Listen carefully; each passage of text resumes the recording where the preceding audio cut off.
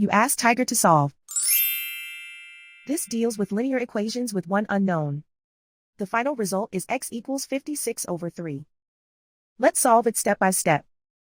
Group all constants on the right side of the equation. Subtract 2 from both sides. Simplify the arithmetic.